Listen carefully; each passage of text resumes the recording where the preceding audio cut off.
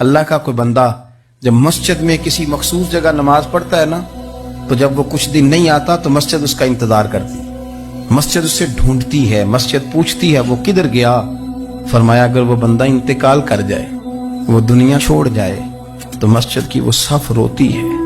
वो उसे ढूंढती है, वो उसको तलाश करती है, वो उसके लिए आंसू बहाती,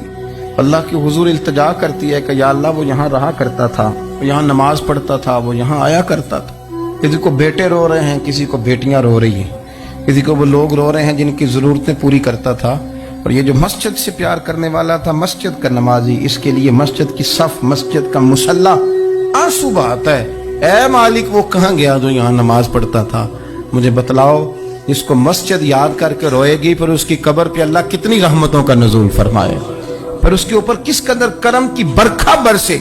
उसे किस कदर नवाजा जाएगा जिसके लिए मस्जिद रोएगी।